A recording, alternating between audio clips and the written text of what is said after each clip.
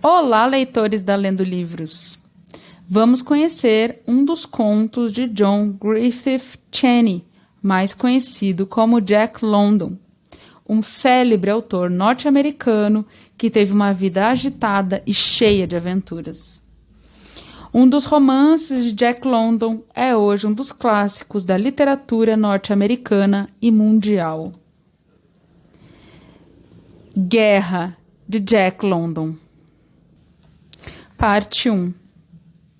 Era um jovem, não mais de 24 ou 25 anos, não fosse o aspecto tenso e felino, e estaria montado em seu cavalo com a graça descontraída da juventude. Seus olhos escuros vagavam por todos os lados, atento ao movimento dos galhos e ramos onde saltitavam passarinhos, em observação permanente do que estava adiante, através das imagens cambiantes das árvores e moitas, para afinal voltar de novo a atenção para o mato rasteiro dos lados da montaria. E enquanto olhava, também escutava, embora cavalgasse em meio ao silêncio, exceto pelo ressoar distante da artilharia ao oeste. A horas esse barulho lhe perturbava os ouvidos, e se parasse, aí sim despertaria sua atenção. Concentrava-se no que estava mais junto dele. Encostada no pomo da sela, equilibrava-se uma carabina. Estava tão tenso que, levantando voo sob o focinho do cavalo, um bando de cordonizes assustou a tal ponto que, automática e instantaneamente, sustou as rédeas e ergueu a carabina quase à altura do ombro. Sorriu embaraçado, recompondo-se e prosseguiu a marcha. Tamanha era sua atenção e a concentração no trabalho a cumprir, que o suor lhe atormentava os olhos empapados e descia inadvertido pelo nariz, respingando no pomo da sela. A cinta de seu chapéu de cavalariano tinha mancha viva de suor. O cavalo ruão também estava empapado como ele. Era pleno meio-dia de um dia de calor sufocante. Nem os pássaros e esquilos expunham-se ao sol, protegendo-se na sombra de recantos entre as árvores. Homem e cavalo estavam cobertos de folhas e polvilhados de pólen amarelo, pois não se aventuravam ao descampado, a não ser quando inevitável. Mantinham-se entre as árvores e as moitas, e forçosamente o homem parava e sondava a volta antes de atravessar uma clareira ou uma extensão desmatada de pastagem montanhosa. Prosseguia sempre rumo ao norte, embora em trajetória sinuosa, e era sobretudo do norte que ele parecia recear aquilo que estava buscando. Não era covarde, mas sua coragem não ia além da média de uma pessoa civilizada, e procurava viver e não morrer. No meio de um aclive, a picada de gado que seguia tornou-se mato tão fechado que ele se viu forçado a desmontar e puxar o cavalo. Mas quando a senda voltou-se para o oeste, ele a deixou e rumou de novo na direção norte, ao longo da colina coberta de carvalhos. O cume terminava numa ladeira íngreme, tão íngreme que precisou descê-la em zigue-zague e escorregando nas folhas mortas e tropeçando no emaranhado de vides, sem desgrudar os olhos do cavalo, que ameaçava cair sobre ele. Pingava de suor, e a poeira do pólen, invadindo sua boca e narinas, aumentou-lhe a sede. Apesar de todo o seu esforço, a descida era ruidosa, e ele parava muitas vezes, ofegante no calor, seco e atento a qualquer possível perigo lá embaixo. No sopé, deu com uma planície tão densamente arborizada que não conseguiu ver onde terminava. Aqui era outro o aspecto do arvoredo, permitindo-lhe montar outra vez. Ao invés dos retorcidos carvalhos da colina, enormes árvores retilíneas, vicejantes e de grosso tronco, erguiam-se do solo úmido e fértil. Só em pontos isolados surgiam moitas, facilmente contornadas, ao passo que ele se deparava com clareiras sinuosas, semelhante a parques, onde o gado pastara noutros tempos, antes que a guerra o expulsasse. Agora, à medida que adentrava pelo vale, seu avanço acelerava e, ao cabo de meia hora, parou junto de velha cerca nos limites de um descampado. Desagradou-lhe vê-lo tão exposto, No entanto, seu percurso atravessava o renque de árvores que indicava as margens do rio. Media apenas 1/4 de milha aquele descampado, mas o mero pensamento de aventurar-se nele provocava-lhe aversão. Um rifle, um sem número deles, 1000 quiçá, poderiam estar de espreita naquele renque junto do rio.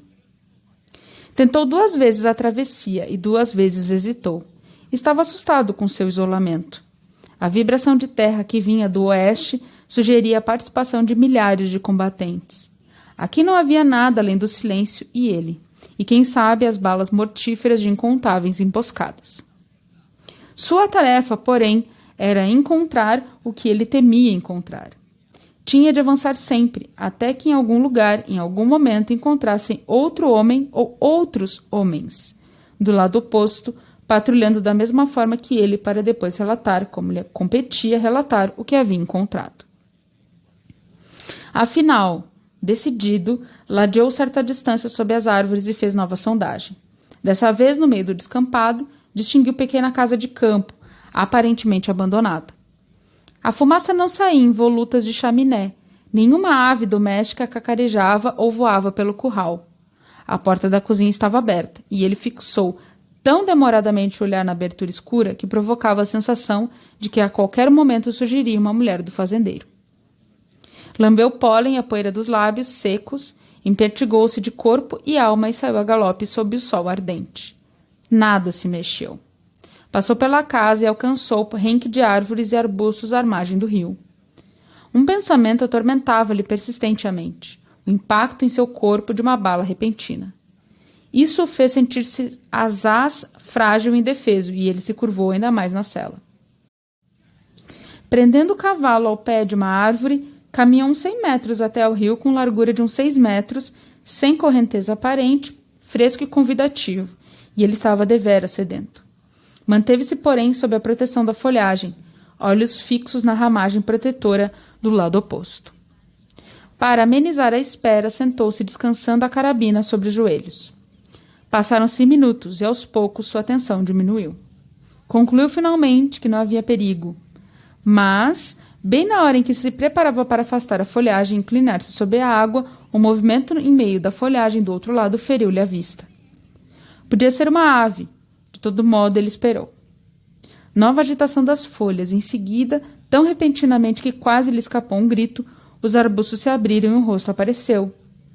Era um rosto coberto de barba ruiva, crescida de algumas semanas.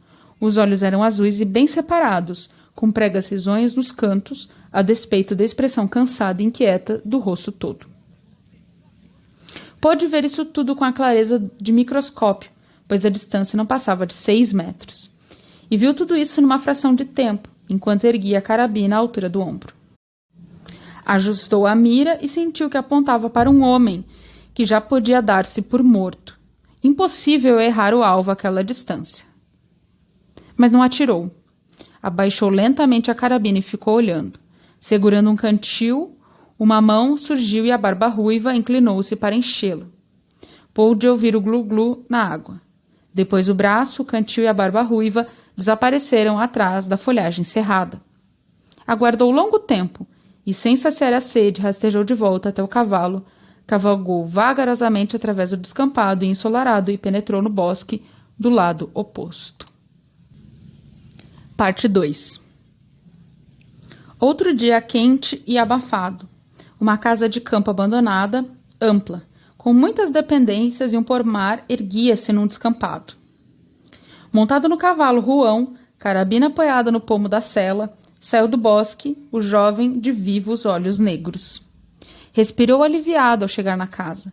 Via-se logo que no início da estação ocorrera ali um combate. Pentes de balas e cartuchos vazios, azinhavrados, jaziam no solo, que, quando molhado, havia sido revolvido pelos cascos de cavalos. Perto da horta havia campas, com indicação de nomes e datas.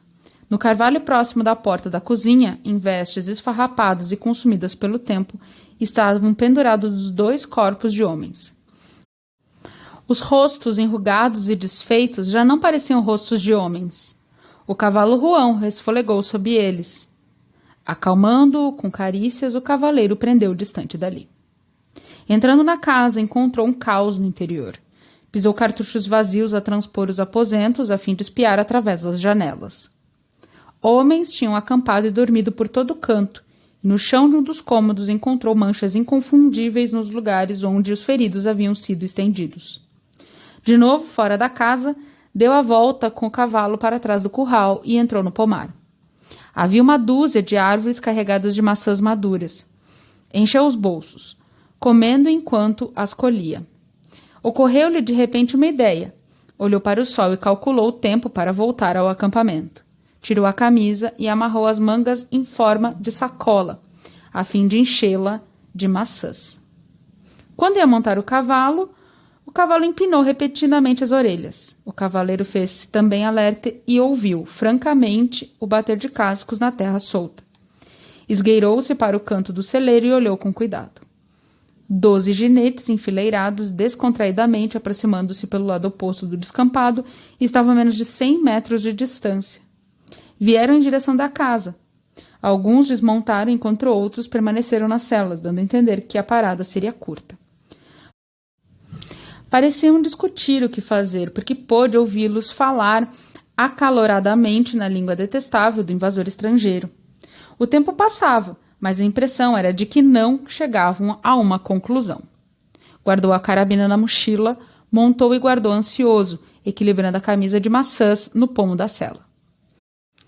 Assim que ouviu a aproximação de passos, cravou tão fundamente as esporas no ruão que levou o animal a soltar um gemido de susto ao tempo que saltava para a frente. Na esquina do curral, viu o invasor, um mero jovem de 19 ou 20 anos, apesar de seu uniforme, que recuou num pulo para não ser derrubado. O ruão, por sua vez, desviou e o jovem ginete viu de relance os surpresos homens junto da casa. Alguns já pulavam das celas e ele pôde vê-los levando os rifles aos ombros.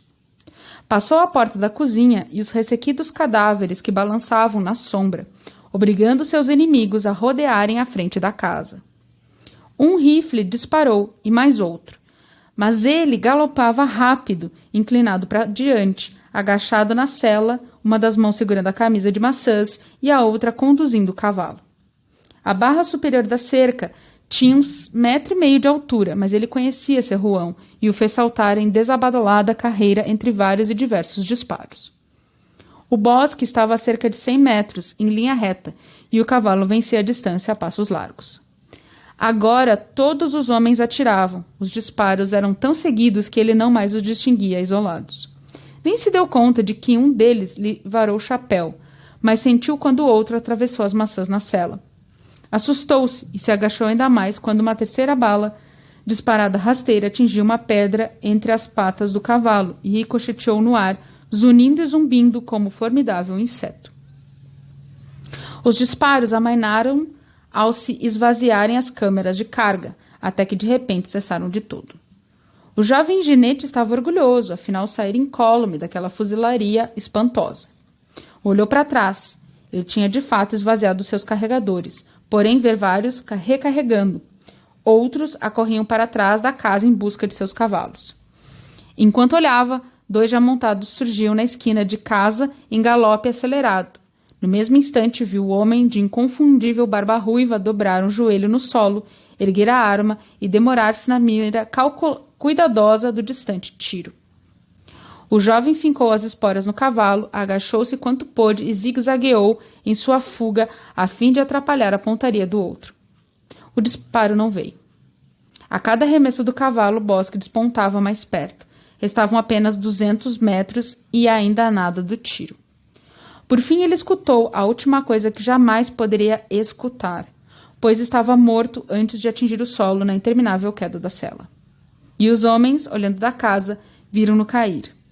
Viram seu corpo saltar quando bateu na terra e viram o estouro das vermelhas maçãs dispersar ao redor dele.